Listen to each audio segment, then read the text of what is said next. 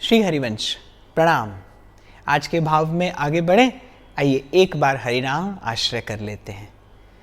श्री राधा गोविंद गोविंद हे गोपाल नंदलाल, राधा गोविंद गोविंद हे गोपाल नंदलाल, राधा गोविंद गोविंद हे गोपाल नंदलाल, राधा गोविंद गोविंद हे गोपाल नंदलाल, हे गोपाल नंदलाल, हे गोपाल नंदलाल, गोपाल नंदलाल, हे गोपाल नंदलाल, हे गोपाल नंदलाल, हे गोपाल नंदलाल, हे गोपाल नंदलाल, हे गोपाल नंदलाल, राधा गोविंद गोविंद हे गोपाल नंदलाल, राधा गोविंद गोविंद हे गोपाल नंदलाल, राधा गोविंद गोविंद हे गोपाल नंदलाल, राधा गोविंद गोविंद हे गोपाल नंदलाल। श्री राधा वल्लभो जयति, श्रीहित हरिवंश चंद्रो जयति, तस्मिन्ननन्यता तद्विरोधीषु उदासीनता च। इस नवे सूत्र में भक्ति के विशुद्ध स्वरूप का दर्शन कराते हुए देवर्षि नारद जी कह रहे हैं, तस्मिन् अनन्यता तद्विरोधी उदासीनता, अर्थात अपने प्रियतम में, अपने प्रभु में, अपने आराध्य में अनन्य भाव से एकात्म समर्पण और भगवत भाव से, भक्ति भाव से विरोधी जो भी भाव हैं उनसे उदासीनता, ये भक्ति का स्वरूप है, ये भक्ति का सहज स्वभाव है।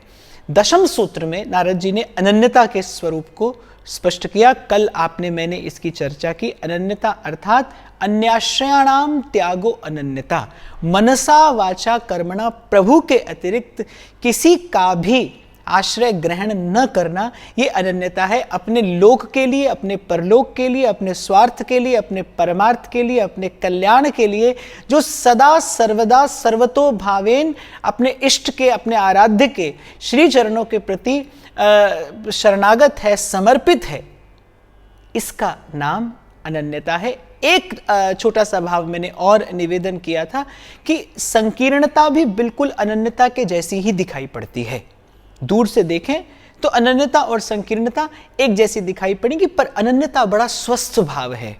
अनन्यता अर्थात सहजता से, बड़ी बड़ी सरसता से, बड़ी मधुरता से अपने अपने इष्ट के प्रति समर्पण, जिसमें न तो किसी अन्य का खंडन हो, न किसी अन्य की निंदा हो, और अगर मैं और सरल शब्दों में कहूँ, जिसमें किसी अन्य का विचार ही ना हो। उस किसी का खंडन, किसी की निंदा तो तब होगी ना जब किसी अन्य का विचार होगा। एक बार श्री हितरिवंश चंद्र महाप्रभु से प्रश्न पूछा गया कि गीता जी में दैवी और आसुरी दोनों प्रकार की सृष्टियों का वर्णन मिलता है, आपका इस विषय में क्या मत है, आपका इस विषय में क्या विचार है। श्री हितरिवंश महाप्रभु जैसी प्रज्ञा का महापुरुष यदि चाहता तो स्थूल से लेकर सूक्ष्म स्तर तक जाकर बड़ा सुंदर उत्तर दे सकता था, बड़ा अद्भुत उत्तर श्री महाप्रभु के द्वारा दिया जा सकता था। पर आपको बताऊं महाप्रभु ने क्या कहा। महाप्रभु ने एक पंक्ति कही। महाप्रभु ने कहा, हो नहीं जानत हो, मेरे तो ये दो उपास्य हैं। श्री राधा वल्लभ लाल की ओर संकेत करके बड़ी विनम्रता से, बड़ी सरलता से श्री महाप्रभु ने कहा, मेरे तो ये दो उपास्य हैं, हो नहीं जानत हो। पूछा गया था कि देवी और आसुरी सृष्टि के बारे में आपका क्या मत है, क्या विचार है। हमारे जैसे किसी तथाकथित पंडित विद्वान से पूछा गया होता तो शायद बड़ा सुंदर प्रवचन उपदेश हम लोग कर देते, पर महाप्रभु ने क्या कहा, बोले हो नहीं जानत हो, मेरे तो ये दो उपास्य हैं।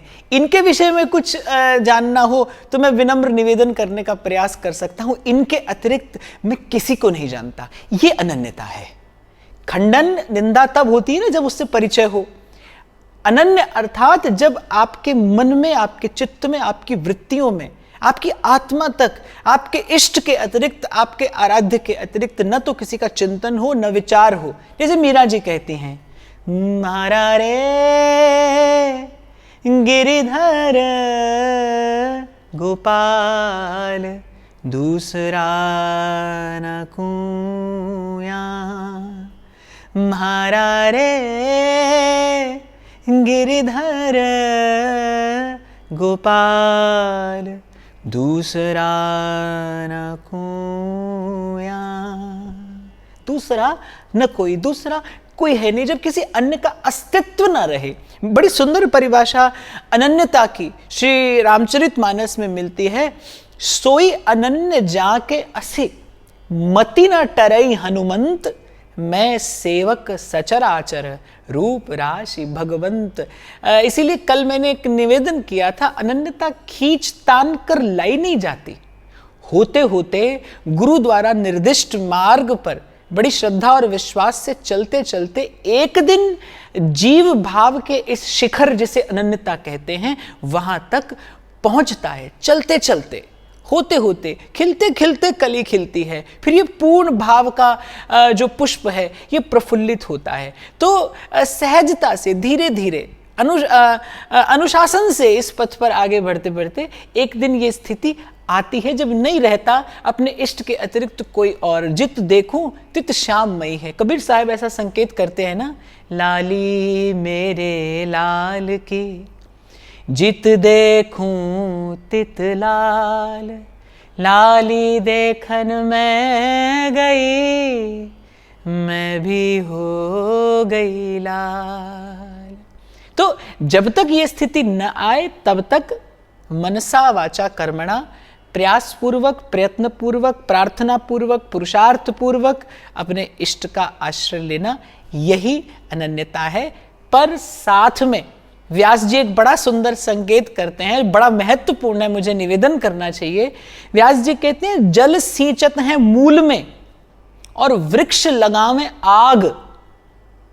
व्यास जी कहते हैं, मूल में तो कोई वृक्ष को जल देता हो, जड़ में तो पानी डालता हो और उसके पत्तों में आग लगा देता हो। व्यास जी कहते हैं, जल सींचत है मूल में, वृक्ष लगावे आग, इष्ट से, इष्ट की सेवा की, अन्य निंदरे, अन्य की निंदा की, तेजन महा अभाग। तो बहुत ध्यान से, निश्चित रूप से भक्ति अव्यभिचारिणी हो तभी भगवान को प्रिय है, तभी भगवान उसे अंगीकार करते हैं, उस भावना को स्वीकार करते हैं। लेकिन इसके साथ साथ ये ध्यान रहे, अपने इष्ट की महिमा का मंडन तो हो, किसी का खंडन ना हो, क्योंकि दूसरा कोई है नहीं। आपकी मेरी अल्पमति से आप और मैं इतना ही ग्रहण कर सकते हैं। इसी के लिए ये अलग अलग मत हैं, अलग अलग विचार हैं, अलग अलग संप्रदाय हैं। अन्यथा वस्तु एक है, तत्व एक है। एको हम द्वितीयो नास्ति, एकम सद्विप्रा बहुधा वदंती। तो अनन्य ये भावना भक्ति का प्राण है, यही भाव का सौंदर्य है। पर ध्यान रखना कि अनन्य होते होते कहीं संकीर्ण ना हो जाना, किसी के प्रति कठोरता ना आ जाए, किसी के प्रति अन्यथा चिंतन, अन्यथा भाव मन में ना आ जाए। बड़े सरल, बड़े सहज, बड़े स्वस्थ तरीके से अपने मार्ग पर आगे बढ़ते रहिए। बस केवल अपने मार्ग पर आगे बढ़ते रहिए। अगले सूत्र में नारद जी ने स्पष्ट किया है उदासीनता, क्योंकि पूर्व में नारद जी ने कहा कि जो भावना से विरोधी विषय है उससे उदासीन हो जाना। यद्यपि मैंने अल्प सा संकेत इसका किया था, उदासीन होना अर्थात बड़े बड़े स्वस्थ तरीके से, बड़ी सहजता से आप दूर हो जाएं।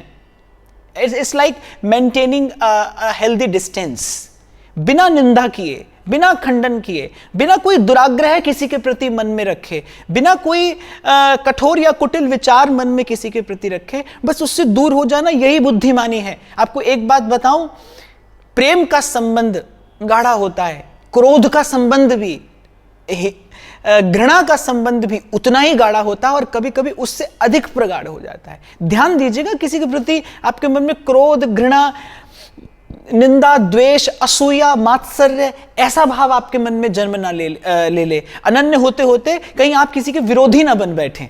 अपने इष्ट का सेवन करते करते, अपने प्रभु का अनन्यता से भजन करते करते आप कहीं किसी अन्य के प्रति निंदक ना बन बैठे, द्वेषी ना बन बैठे, आपके मन में विरोध की भावना उत्पन्न ना हो जाए। ये बिल्कुल ऐसा होगा कि नीचे जड़ में तो जल दिया और वृक्ष को आग लगा दी। व्यास जी कह रहे हैं, अरे तेजन महा अभाग।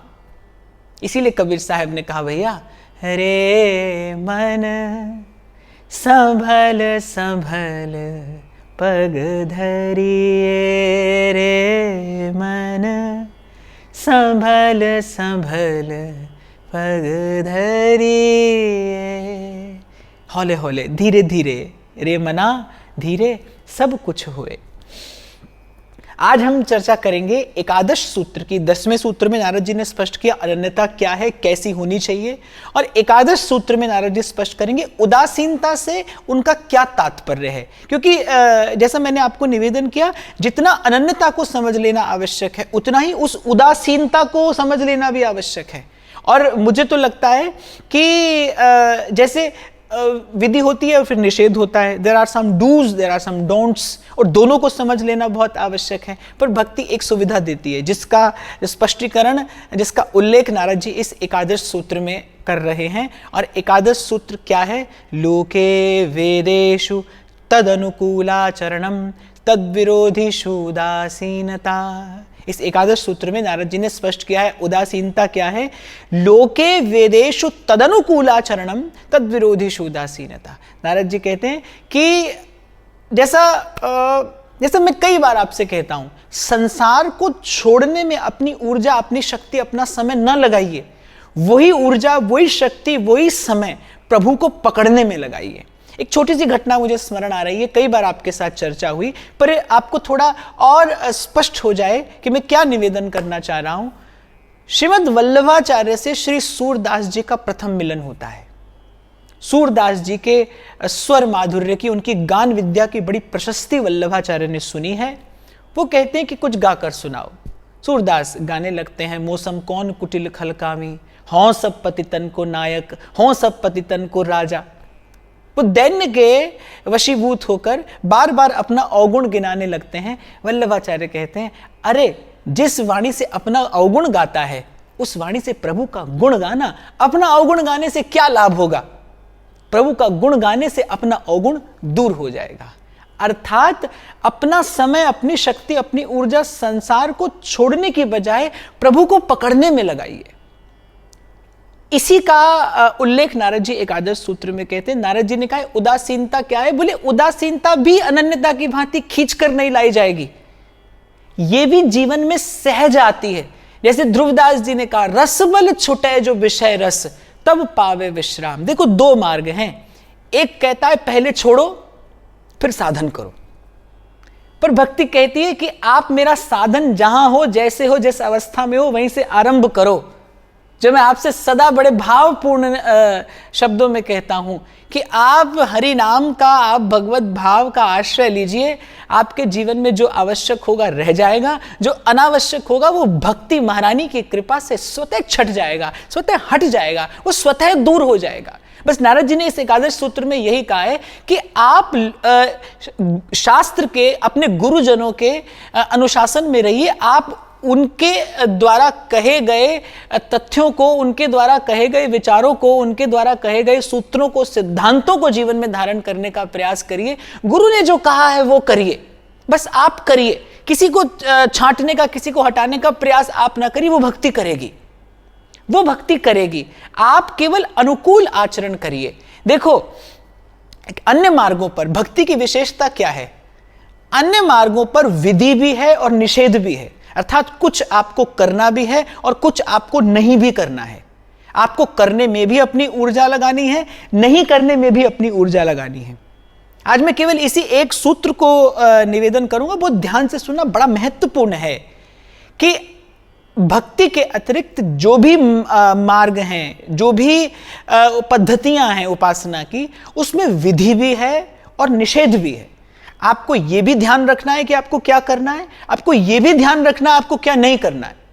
अब जैसे यदि आप मंत्र जप करते हैं किसी सकाम अनुष्ठान में रहकर, तो आपको माला भी जपनी है और माला जपते जपते आपको यह भी ध्यान रखना है कि सुमेरु का लंघन नहीं हो जाए, ये उंगली माला को स्पर्श नहीं हो जाए, माला शरीर के अधोभाग को स्पर्श ना कर ले, उससे अनुष्ठान खंडित हो सकता है। अर्थात एक विधि है, एक निषेध है, कुछ करना है, कुछ नहीं करना है।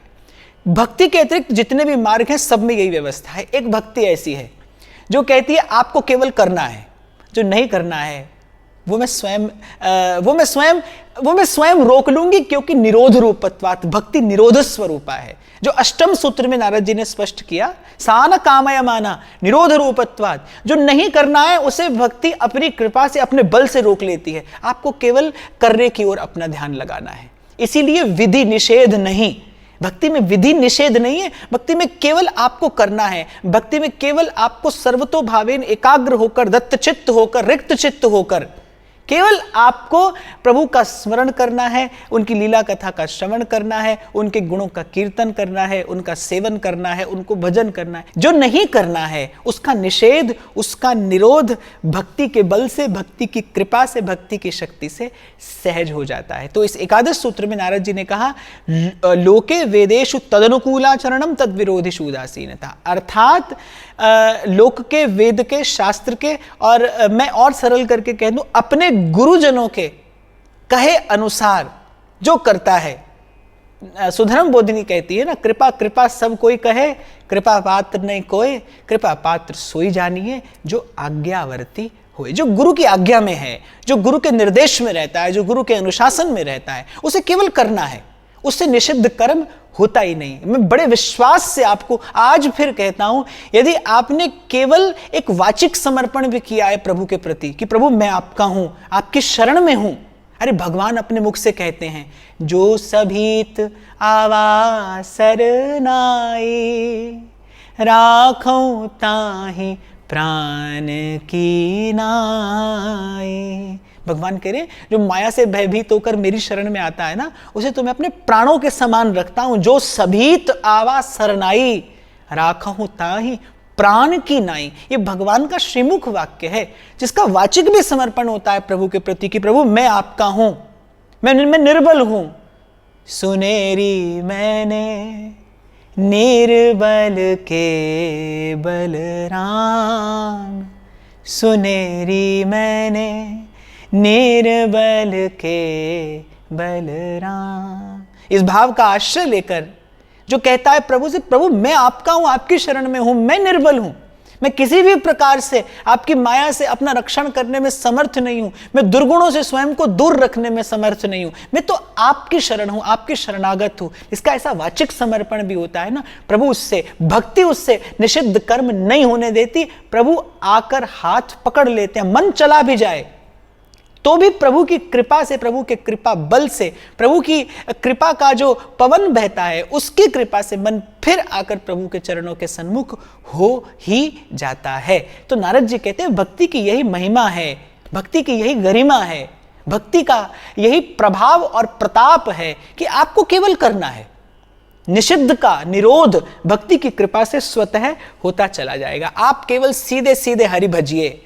प्रथम नाम हरिवंश हित, रट रसना दिन रैन, प्रीति रीति तब पाइए, अरु वृंदावन ऐन।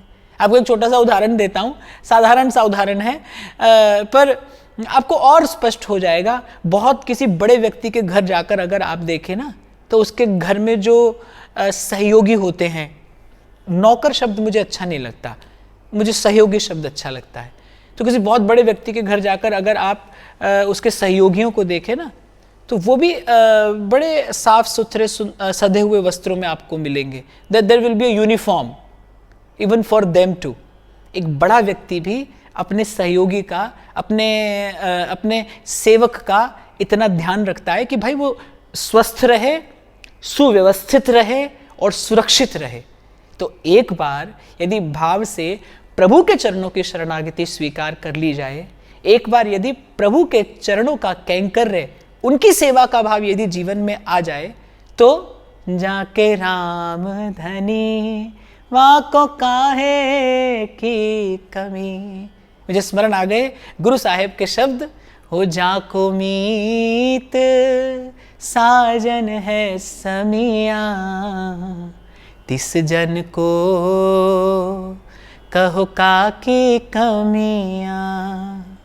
हो जाको मीत साजन है समिया, तिस जन को कहो काकी कमिया। तो इस एकादश सूत्र में स्पष्ट किया है नारद जी ने कि वो जो विरोधी भावों का जो त्याग है ना, भक्ति से विरोधी जो भाव है, उसके त्याग की जो बात नारद जी ने पूर्व के सूत्रों में कही, वो त्याग आपको और मुझे नहीं करना है। वो त्याग तो भक्ति की कृपा से, भक्ति की शक्ति से स्वतः होगा, सहज होगा। रस बल छुटे जो विषय रस। आप भजन करिए, आप साधन करिए, जैसे जैसे भजन का रस प्रगाढ़ होता चला जाएगा, जैसे जैसे भजनानंद आएगा, वैसे वैसे विषयानंद छूटेगा।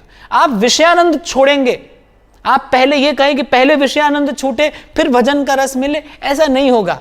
पहले भजन का रस मिलेगा। यही भक्ति की महिमा है कि वो मैले कुचैले जीव को जहां जैसा जो पड़ा है, विषय के वासना के गर्त में पड़ा, वो वहीं से उसे उठाती है, धोती है, संवारती है। कहते हैं ना मेरे कबीर साहब, स्याही रंग छुड़ाए के रे, दियो मजीठा रंग, धोए से छूटे नहीं रे, दिन दिन होत सुरंग, दिन दिन होत सुरंग, मजीठा रंग, चुनर मोरी रंग डारी, मेरे सतगुरु हैं रंग रेज, चुनर मोरी रंग डारी। तो अपनी शक्ति से जो त्याग किया जाता है, आपकी मेरी शक्ति कितनी अल्प सी, वो शक्ति का क्षय भी होता है, वो शक्ति क्षीण भी होती है। तो अपने शक्ति से जो त्याग किया जाता है, शक्ति के क्षीण होते ही वो त्याग की भावना भी शिथिल पड़ जाती है। भक्ति की शक्ति से जो छूटता है, सहज छूटता है, वो फिर कभी, वो विषय, वो विकार फिर कभी लौट कर जीवन में नहीं आता।